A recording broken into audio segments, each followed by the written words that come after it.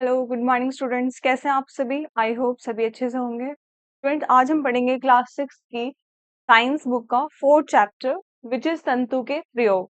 चलिए स्टार्ट करते हैं इसको। अपने शरीर को ढकने के लिए हमें वस्त्रों की आवश्यकता होती है और हमें विभिन्न मौसम में विभिन्न प्रकार के वस्त्रों की आवश्यकता होती है। हमें विद्यालय में जाने के लिए, खेलने जाने के लिए, किसी विशेष समारोह में जाने के लिए, यहाँ तक कि सोने के लिए भी वस्त्रों की आवश्यकता होती है। वस्त्र हमारे लिए इतने ही आवश्यक हैं जितना कि रहने के लिए घर। परंतु क्या आपने सोचा है कि मनुष्य तब कैसे रहता होगा जब वस्त्र नहीं थे?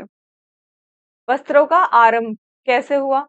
अति प्राचीन काल में जब मानव गुफाओं में रहता था, तब उसके पास इतने प्रकार के वस्त्र नहीं थे जितने आज हमारे पास हैं।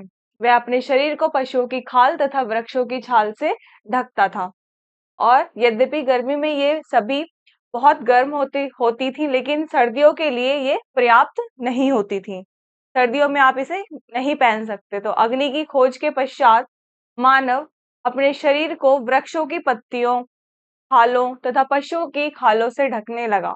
पहले उसने अग्नि की खोज की और अग्नि की खोज के पश्चात ही उसने अपने शरीर को ढकने के लिए किसका प्रयोग किया? वृक्षों की पत्तियों का, छालों तथा पशुओं की खालों से उसने अपने शरीर को ढका।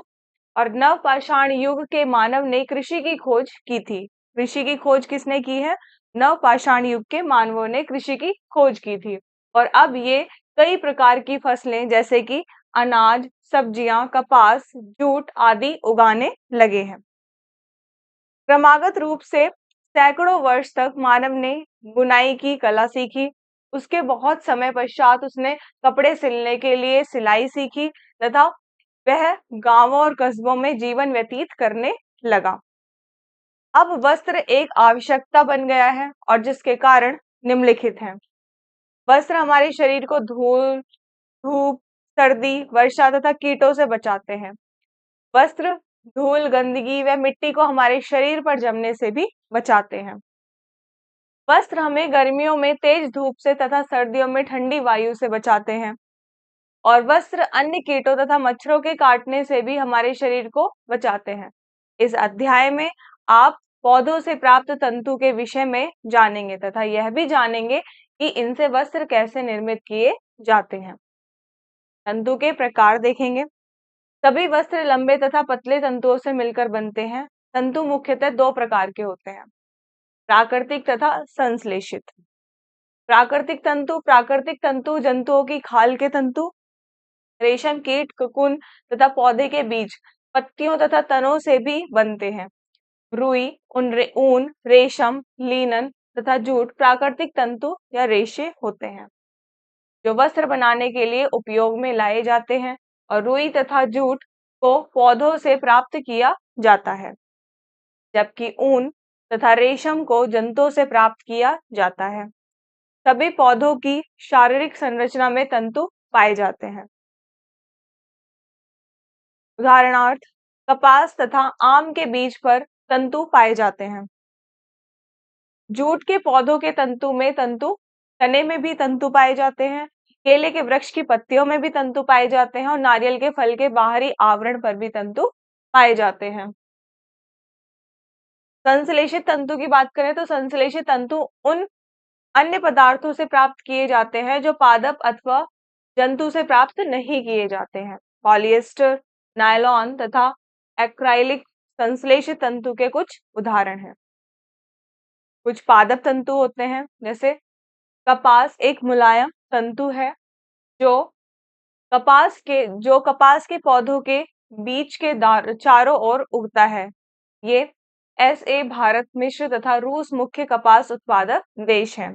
भारत के महाराष्ट्र, गुजरात, तमिलनाडु, मध्य प्रदेश, राजस्थान तथा पंजाब में कपास का उत्पादन होता है। कपास के पौधों को शुष्क जलवायु तथा लगभग 20 डिग्री सेंटीग्रेड तापमान की आवश्यकता होती है। कपास एक गर्म जलवायु वाली फसल है जिसे 80 से 120 सेंटीमीटर सामान्य वर्षा के लिए आवश्यक होती है। और कपास की फसल अच्छी नमी धारण करने वाली मृदा में उत्पन्न होती है। दक्षिण भारत की काली मृदा, उत्तरी भारत की जलोढ़ मृदा कपास की फसल के लिए उत्तम है। जब ये तंतु सूख जाते हैं तो ये रोएदार हो जाते हैं और कपास के पौधों से इन कपास गोलों को हाथों द्वारा अलग कर लिया जाता है और इस क्रिया को कपास ओढ़ना कहते हैं।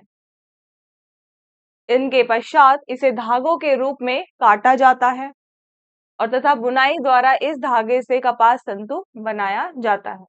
आजकल कपास ओढ़ने के लिए मशीनों का उपयोग भी किया जाता है। वस्त्र उद्योग की मिलों में बताई मशीन पर तंतु सीधे ही धागे के रूप में काटा जाता है और भारत के गांवों में चरखे पर सूत काटे जाते हैं और इस सूती धागे से फिर खादी बुना जाता है। रुई के उपयोग, फर्स्टली स्वच्छ तथा काटी हुई कच्ची रुई को अस्पताल में कई प्रकार के कार्यों में उपयोग में लाया जाता है। सेकेंडली, रुई की पैड का उपयोग सूती वस्त्र उद्योग जैसे तकिए, कपड़े, पट्टी, चादरें आदि बनाने में किया जाता है। थर्ड वन, इसका उपयोग उच्च गुणवत्ता वाले प्रिंटिंग कागज बनाने में होता है और फोर्थ, रुई के बंडल का उपयोग त्वचा की स्वच्छता में भी किया जाता है। जूट। जूट क्या होता है स्टूडेंट्स? जूट एक लंबे, मुलायम तथा चमकदार पौधों के तंतु होते हैं जिससे मोटे एवं मजबूत धागे बनाए जा सकते हैं। यह जूट के पौधों से प्राप्त किया जाता है और यह उष्ण तथा आर्द्र वातावरण में जहां 150 सेंटीमीटर या अधिक वार्षिक वर्षा होती है वहां पर ये उगता है और यह गंगा ब्रह्मपुत्र डेल्टा की जलोढ़ मृदा में अच्छी तरह उगता है। जूट की खेती वर्षा ऋतु में की जाती है और इसे मार्च तथा अप्रैल में बोया जाता है और अगस्त तथा सितंबर में इसकी कटाई की जाती है। 3-4 महीने पश्चात इस पर पीले तंतु आ जाते हैं और परिपक्व होने पर यह कड़ा तथा चमकदार हो जाता है जिसे काट कर मोटे एवं मजबूत धागों में परिवर्तित कर लिया जाता है। देखिए जैसे जूट का थैला है, पूरे कागज भी बनते हैं जूट के तंतु से।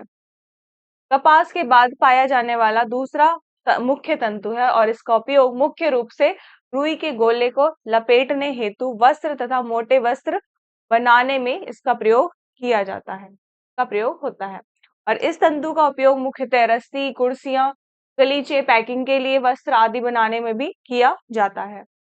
भारतवर्ष में जूट प्रमुख रूप से पश्चिम बंगाल, बिहार, असम, उड़ीसा तथा मेघालय में उगाया जाता है।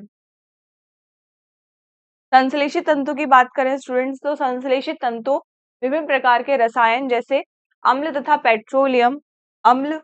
पेट्रोलियम आदि से बनाए जाते हैं और एक पदार्थ जिसे सेलुलोज कहते हैं को पौधों से प्राप्त किया जाता है और इसे इन रसायनों के साथ मिलाकर नायलॉन तथा रेयॉन के वस्त्र प्राप्त किए जाते हैं।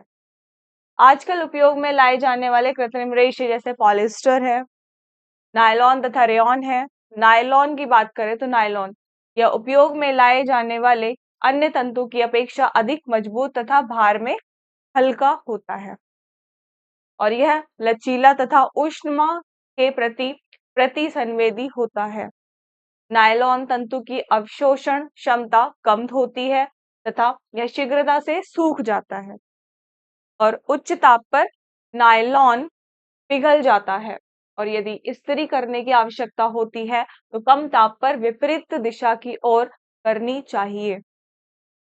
पॉलिएस्टर क्या होता है? पॉलिएस्टर यह एक ऐसा तंतु है जो सिकुड़ता नहीं है और अतः इसका आकार बना रहता है और यह मध्यम से उच्च ताप पर पिघलता है और यह कई प्रकार से निर्माण किया जाता है तथा इसका उपयोग तकिए तथा कमरे का सामान बनाने में इसका उपयोग किया जाता है।